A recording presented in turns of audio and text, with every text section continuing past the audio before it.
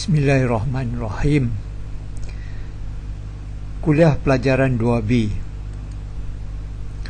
Sebelum saya teruskan, sekali lagi saya ingin ingatkan pelajar tentang pengajian kita. Semua bahan pembelajaran telah dan akan dimuat naik ke portal JKE 21318. Bahan pembelajaran adalah dalam bentuk pelajaran, teks ataupun modul, PowerPoint, kuliah, tugasan. Semuanya telah dimuat naik bagi setiap pelajaran yang saya kuliahkan telah dinaik. Bahan yang berkaitan telah dimuat naik ke portal. Oleh itu, sidang video bukanlah sidang kuliah. Kuliah tidak diberi semasa kursus intensif. Semasa sidang video dan perjumpaan kursus intensif, hanya soalan akan diberikan kepada pelajar untuk menjawab. Jadi apa yang dapat dipelajari daripada peringatan ini ialah anda harus membuat persediaan dari sekarang, sama ada untuk sidang video ataupun untuk kursus intensif. Dalam kuliah ini kita masih lagi bincangkan tentang model klasikal, tetapi kita akan gunakan konsep kos bandingan untuk menunjukkan arah aliran perdagangan. Jadi kita akan tunjukkan perbandingan kos relatif antara negara, model kos lepas malar dan kos bandingan, arah aliran perdagangan. Berasaskan model ini kita tunjukkan negara manakah yang akan mengeksport komoditi mana, dan berbantukan rajah kita akan tunjukkan peningkatan kebajikan kerana berdagang, pecahan peningkatan kebajikan masyarakat kerana mengkursus dan berdagang. Maksud ayat akhir ini ialah kita boleh pecahkan peningkatan kebajikan ini kerana negara mengkursus, specialize, dan kerana negara berdagang. Kita akan gunakan rajah Kalau dalam kuliah A kita telah gunakan contoh numerical dan kita telah tunjukkan arah aliran perdagangan sama ada berasaskan faedah mutlak ataupun faedah bandingan, dan daripada konsep faedah bandingan kita telah terbitkan pengertian harga relatif dan kita telah tunjukkan arah aliran perdagangan. Nah, pertimbangkan rajah ini, paksi tegak mengukur komoditi M, paksi lentang mengukur komoditi X. Kos lepas malar bererti marginal rate of transformation adalah malar, ataupun sempadan keluk transformasi ialah garisan lurus.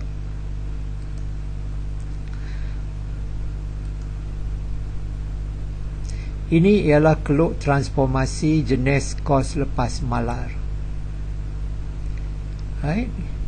Yang mana keluk transformasinya ialah garisan lurus. Cerun garisan ini ialah harga relatif X. Paksi M, paksi X, maka sudut ini mengukur harga relatif X di negara A. Ini ialah keluk transformasi negara A.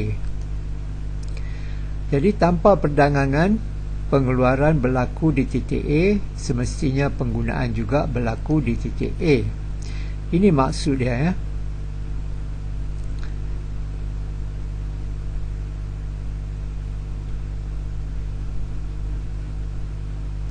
Dalam pelajaran 1 kita telah tunjukkan pemaksimuman kepuasan memerlukan harga relatif komoditi sama dengan marginal rate of transformation ditunjukkan oleh cerun garisan keluk transformasi, dan sama dengan marginal rate of substitution yang ditunjukkan oleh garis sentuh di titik berkenaan.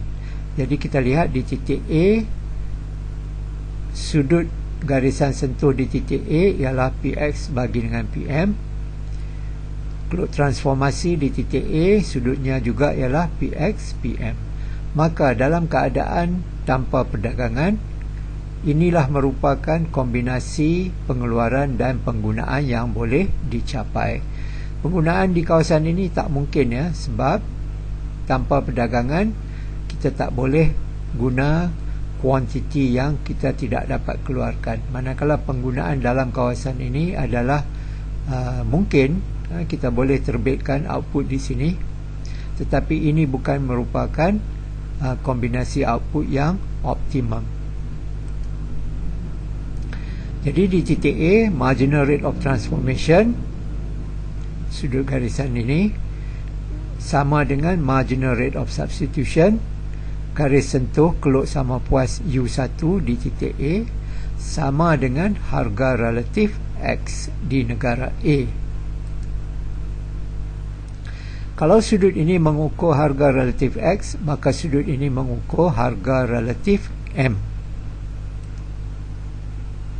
Kita andaikan A sebuah negara kecil, yang bererti harga relatif X di pasaran dunia ialah PX. Bukan berartinya A negara kecil bermaksud ia ialah penerima harga. Jika ia ingin berdagang, ia terima harga yang terbit di pasaran antarabangsa. Katakanlah ini harga relatif X di pasaran dunia. Kenapa saya letak di sini ya? Saya boleh letak di sini. Saya boleh letak di sini ya. Itu bukan satu perkara yang harus menimbulkan masalah. Apa yang kita ingin katakan bahawa harga relatif X di pasaran dunia lebih tinggi daripada harga relatif X di dalam negeri. Dengan kata lain, sudut garisan ini PX PM W lebih besar daripada PX PM negara A. Dan kita telah tunjukkan di dalam contoh yang lepas ya, apakah implikasi apabila harga relatif sesebuah negara berbeza dengan harga relatif di pasaran dunia.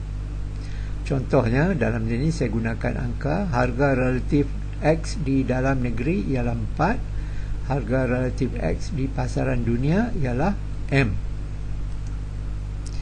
Ini berarti A mempunyai kebaikan bandingan dalam pengeluaran X. Ini kita telah tunjukkan dalam kuliah A. A mempunyai kebaikan bandingan dalam pengeluaran X. Berbanding dengan pengeluaran X di pasaran dunia, negara A cekap di dalam pengeluaran X. Jadi A akan mengubah pola-pola pengeluarannya ke arah meningkatkan pengeluaran X dan mengurangkan pengeluaran M. A akan mengkhusus sepenuhnya, dihitamkan, dibolkan dan di underlinekan untuk menekankan pengkhususan sepenuhnya, iaitu sekiranya dia bergerak ke sini, memilih titik pengeluaran di sini, ini bukanlah membawa kepada pencapaian output yang optimal.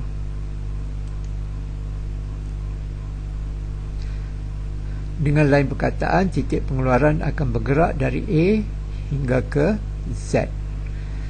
Keseluruhan faktor pengeluaran di dalam negara akan digunakan untuk menghasilkan X sahaja. Kenapa saya gerakkan di sini? Kerana di titik ini, jika ia berdagang, ia mestilah berdagang pada harga relatif di pasaran dunia. Penggunaan berlaku di titik B. Di B, marginal rate of substitution equals to PX PM W. Sekiranya ia mengubah titik pengeluarannya ke sini, ia tidak boleh memilih titik pengeluaran A. Bukan tidak boleh memilih ya. Kalau dipilih titik A, ini merupakan pilihan yang tidak optimal. Jadi ia akan pilih satu titik yang mana marginal rate of substitution sama dengan harga relatif di pasaran dunia. Apabila pengeluar mengeluarkan output di titik Z dan berdagang dengan negara asing, pengeluar menghadapi harga relatif PX/PM. Oleh demikian, pengguna juga harus menghadapi harga yang sama. Jadi berasaskan peta keluk sama puas, saya telah pilih titik pengeluaran, titik penggunaan berlaku di B. Lihat, pengeluaran di sini, penggunaan di sini selepas berdagang. Pengeluaran di A, penggunaan di A sebelum berdagang. Dan daripada pelajaran 1 kita tahu bahawa keluk sama puas U3 memberi kepuasan yang lebih tinggi daripada keluk sama puas U1. Dan berkemungkinan tidak ia memilih titik B. Jawapannya boleh ya. Ia mengeluarkan sebanyak ini X, tetapi ia mengguna X di dalam negeri sebanyak ini sahaja, OF. Jadi yang bakinya FZ mestilah dijual kepada negara asing. Jika dijual kepada negara asing, ia mestilah dijual pada harga relatif di pasaran dunia. Dan jika dia berdagang dengan negara asing pada harga relatif di pasaran dunia, jika negara ini mengekspor FZ komoditi X, ia boleh mengimport FB komoditi diimport. Jadi ia mengekspor FZ, dia mengimport OH ataupun BF. Dan titik B merupakan titik optimal kerana marginal rate of substitution sama dalam penggunaan ya, sama dengan harga relatif X di pasaran dunia. Di titik Z, marginal rate of transformation juga sama dengan harga relatif di pasaran dunia. Ingat ya.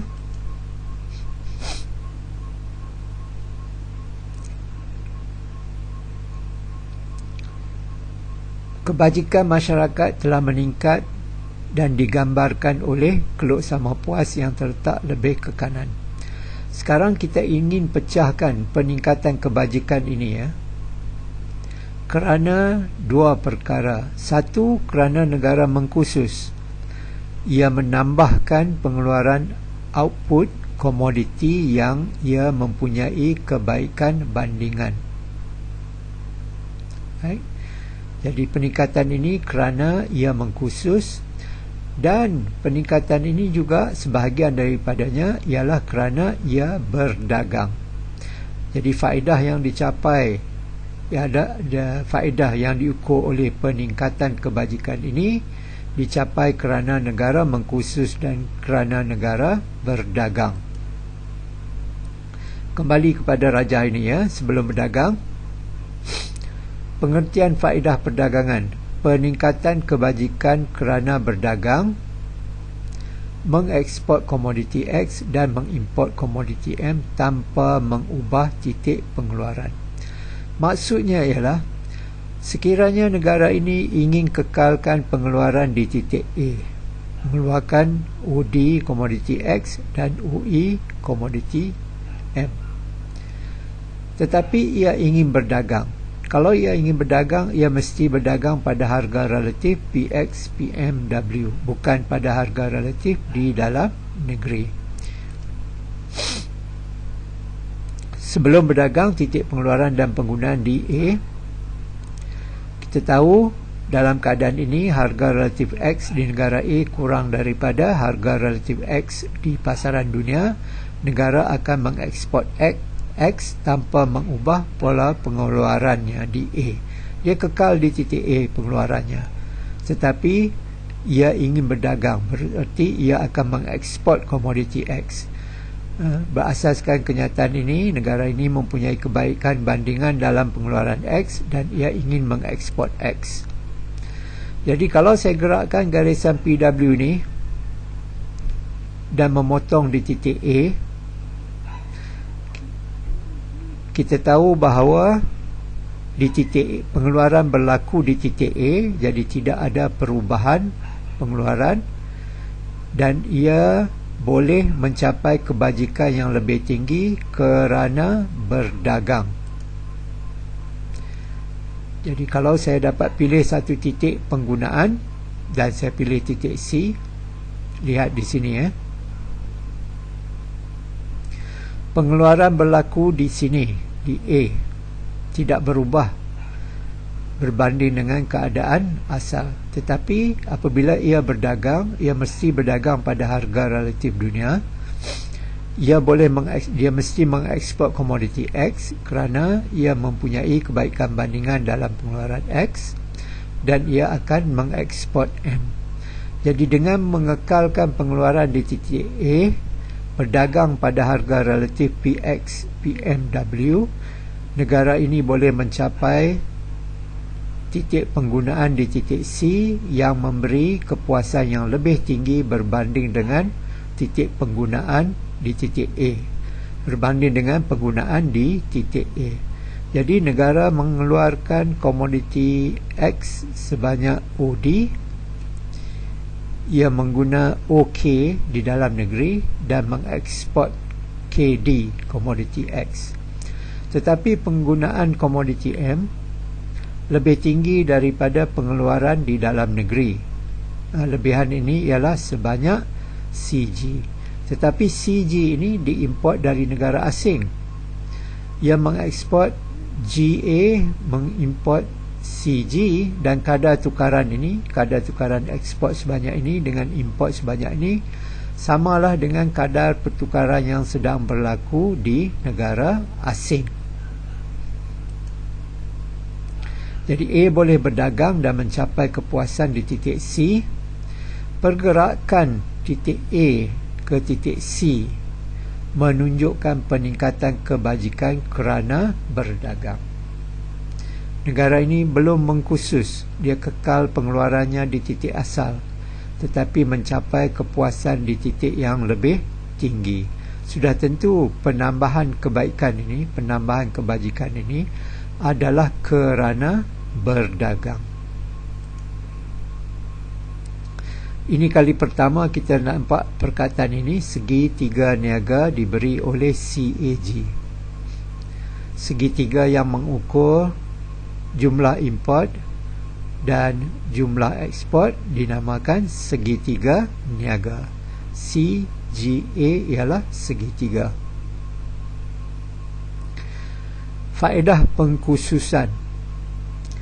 Negara sudah berdagang, tidak mengubah pola-pola pengeluaran, tetapi mengubah penggunaan. Faedah pengkhususan bererti peningkatan kebajikan setelah negara berdagang dan mengubah pola-pola pengeluaran. Dengan mengubah pola pengeluaran dari titik A ke titik Z, negara boleh mencapai kepuasan di titik B.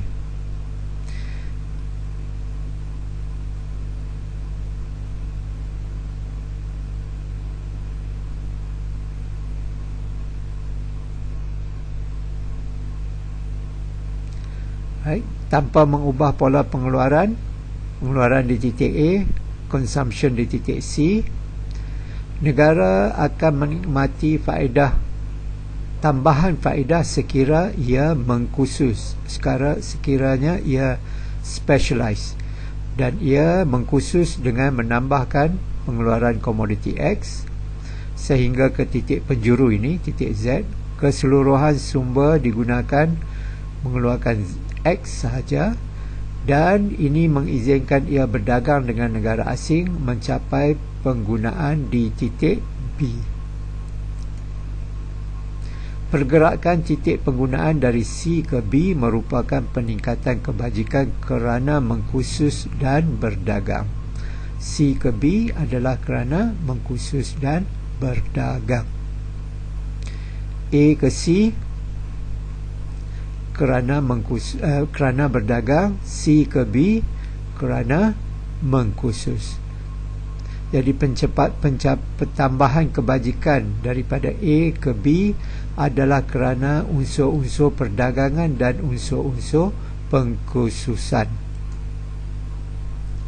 Segitiga niaga, kalau tadi tanpa pengkhususan segitiga niaga CGA, sekarang segitiga niaga ialah B, F, G, Z. FZ dieksport, BF ialah import.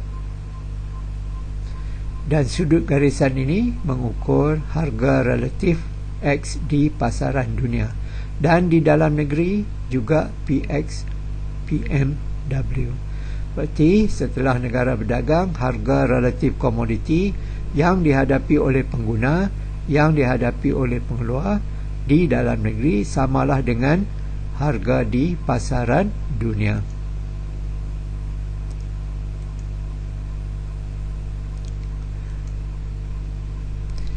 Kita lihat ya.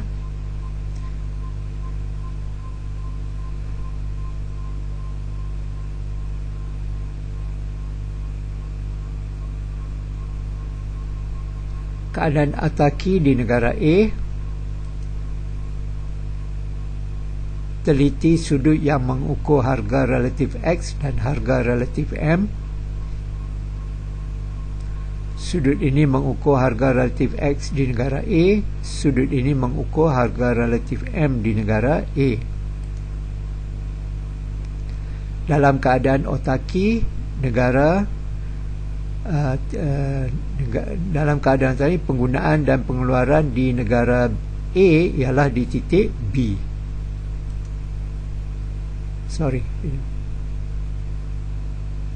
Kita lihat ini dahulu ya.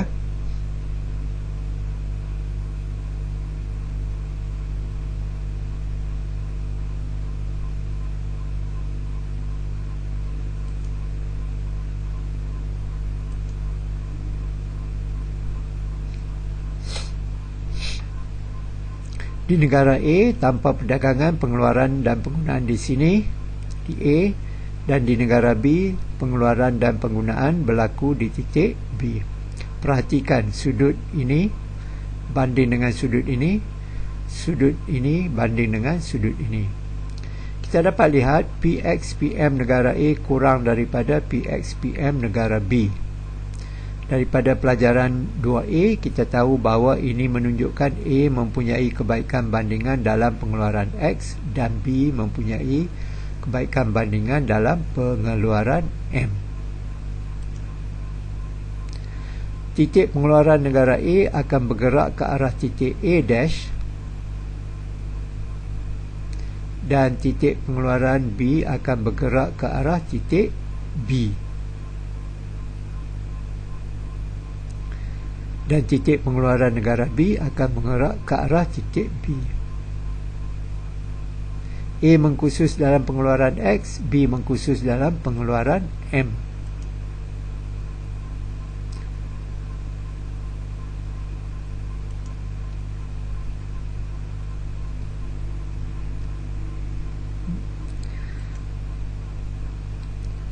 Titik ini bergerak ke sini, titik ini bergerak ke sini. Kita terbalikkan rajah A dengan rajah negara B agar penjuru B terletak di penjuru A dash. Saya ingin terbalikkan rajah ini agar penjuru ini terletak di sini.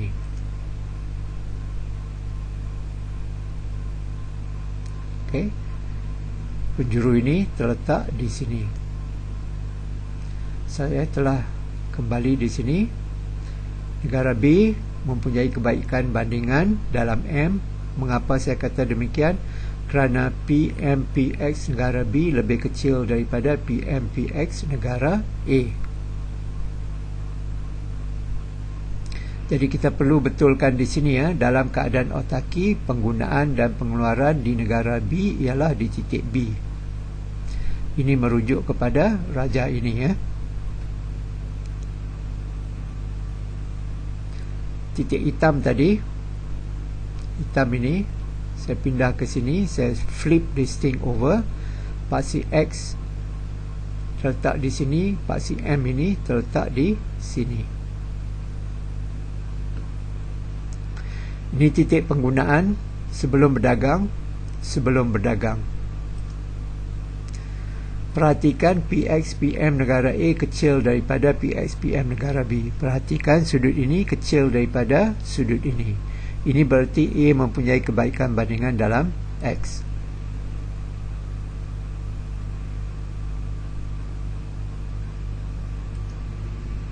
A akan mengkhusus dalam X, titik pengeluaran bergerak ke A'. B akan mengkhusus dalam M, titik pengeluaran B bergerak ke B.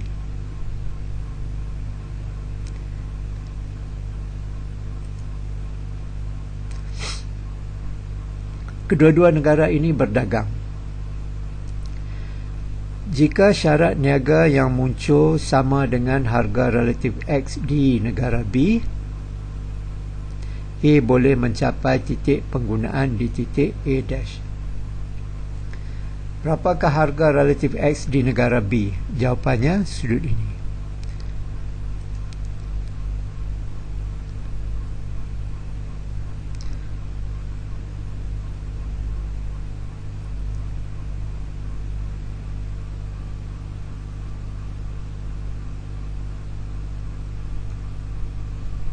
Sekali lagi, jika syarat niaga yang muncul di pasaran dunia sama dengan harga relatif X di negara B, sebelum ini kita telah nyatakan bahawa harga relatif X di pasaran dunia diberikan sebab negara ini negara kecil.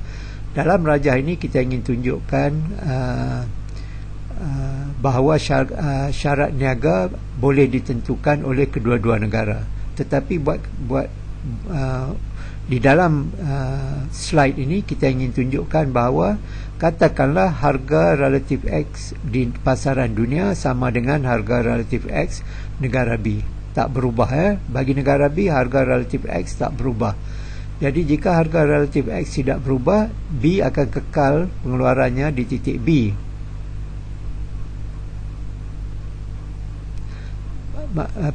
B akan mengekalkan penggunaannya di titik B.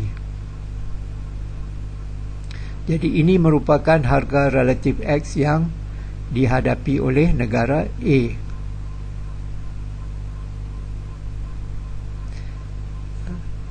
A boleh mencapai titik penggunaan di titik A'. A bergerak ke sini. B mengubah titik pengeluaran ke titik B. B menambahkan pengeluarannya di titik B, menambahkan output M. B tidak mengeluarkan X dan ia berdagang, tetapi kekal dengan penggunaan di titik B. Penggunaannya masih kekal di titik B. Saya terbalikkan ini. Jadi segitiga niaga negara A ialah A-GA.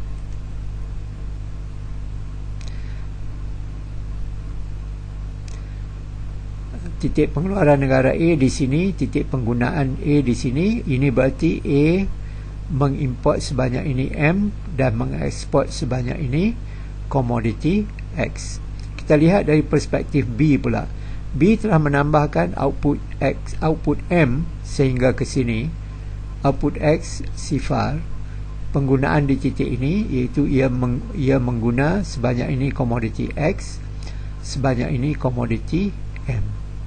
Tetapi jumlah M yang dihasilkan sebanyak ini ataupun GB dijual kepada negara A sebagai import negara A, dan ia mengimport sebanyak ini ataupun GA- daripada negara A. Ia mengimport komoditi X daripada negara A sebanyak ini. Jadi keadaan ini menunjukkan keadaan imbang, ya. Jadi keseluruhan faedah perdagangan dinikmati oleh A sahaja. Dalam keadaan ini, kita telah tunjukkan bahawa jika A berdagang dengan negara B dan setelah berdagang harga relatif yang tercapai sama dengan harga relatif negara dagang, negara rakan dagang, maka keseluruhan kebajikan dinikmati oleh negara A sahaja. Negara B tidak indifferent, ya, sebab ia masih lagi mencapai kepuasannya di titik yang sama. Jadi yang menikmati faedahnya ialah negara A kerana ia dapat memilih keluk sama puas yang lebih ke kanan. Syarat niaga negara A, alfa, sama dengan harga relatif X di pasaran dunia, dan harga relatif X di pasaran dunia samalah dengan harga relatif X di negara B. Makna dia, inilah menjadi syarat niaga negara A yang sama dengan harga relatif X di negara B.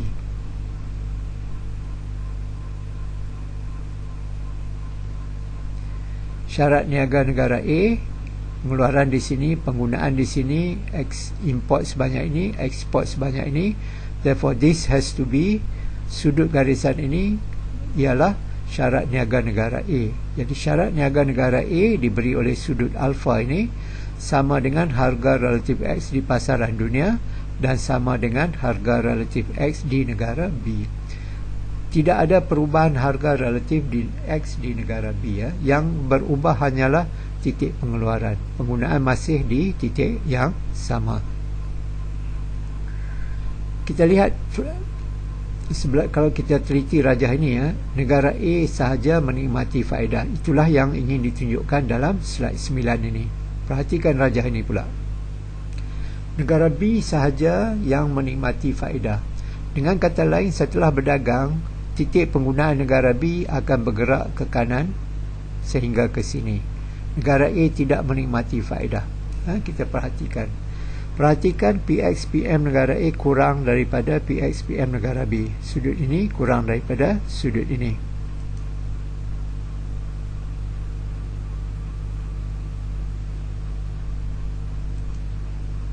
A akan mengkhusus dalam X. Titik pengeluaran A bergerak ke A dash. B akan mengkhusus dalam M. Titik pengeluaran B bergerak ke titik daripada B ke titik B, penjuru B ini. Jika syarat niaga yang muncul sama dengan harga relatif X di negara A, B boleh mencapai titik penggunaan di titik B dash. Ini berarti syarat niaga negara B ialah PMPB. Okey.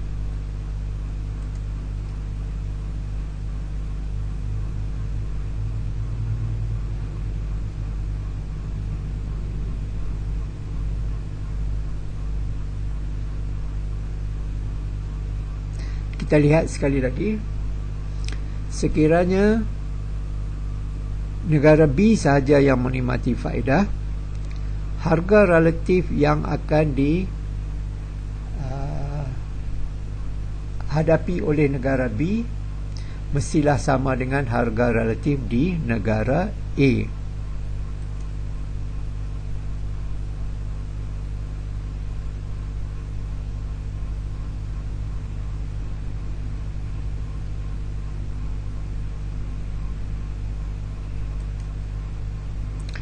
A mengubah titik pengeluaran ke A dash tetapi kekal dengan penggunaan di titik A. Segitiga niaga negara A ialah A di A dash, A di A dash, dan segitiga niaga negara B ialah B dash HB. B dash H B. Segitiga ini dengan segitiga ini ialah sama. Jadi keseluruhan faedah perdagangan dinikmati oleh negara B sahaja. Lihat syarat niaga negara B. Apakah syarat niaga negara B? Negara B mengeksport komoditi M. Oleh yang demikian, syarat niaga negara B ialah harga relatif M. Harga relatif M di negara B sama dengan harga relatif M di pasaran dunia, dan ini samalah dengan harga relatif M di negara A. Ini harga relatif M di negara A.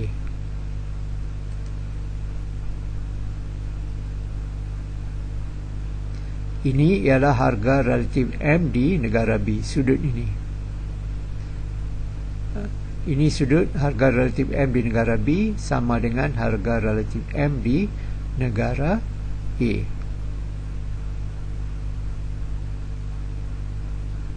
Okey. Negara A dan negara B menikmati faedah. Kalau sebelum ini kita telah tunjukkan dalam slide 9, A sahaja yang menikmati faedah, B sahaja menikmati faedah. Dalam slide ini kita ingin tunjukkan bahawa sekiranya harga relatif di pasaran dunia terletak antara dua garisan ini, maka peningkatan kebajikan berlaku di kedua-dua negara. PX kurang daripada PXPM di negara B, PXPM negara A kurang daripada PXPM negara B. A mengkhusus dalam X, B dalam M. Jika syarat niaga yang muncul terletak antara PXPMA dengan PXPMB, A boleh mencapai titik penggunaan di titik A dash dan B di titik B dash. Dalam pelajaran A, di akhir pelajaran A, kita telah tunjukkan bahawa setelah negara A dan negara B berdagang, harga relatif yang muncul di pasaran dunia terletak di antara harga relatif di negara A dan di negara B.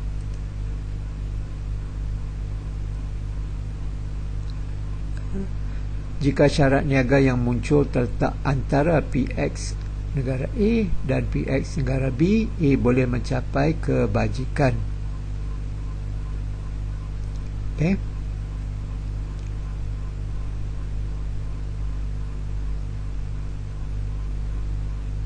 A mencapai titik penggunaannya di sini, B mencapai titik penggunaannya di sini.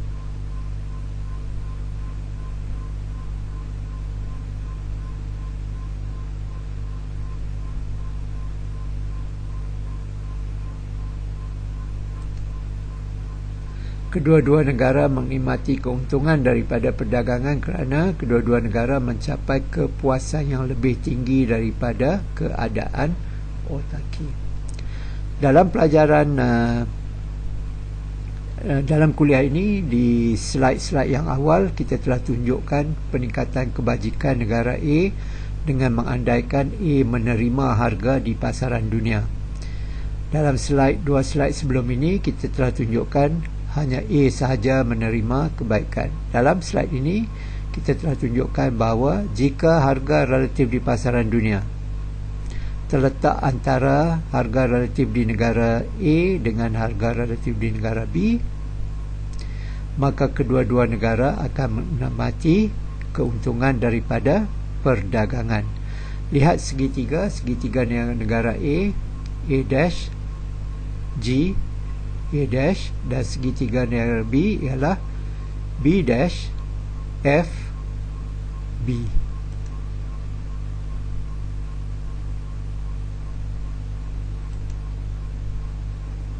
Dua segitiga niaga ini. Syarat niaga negara A sama dengan harga relatif X di pasaran dunia sama dengan alfa. Ini mengukur syarat niaga negara A. Syarat niaga negara B diukur oleh sudut ini.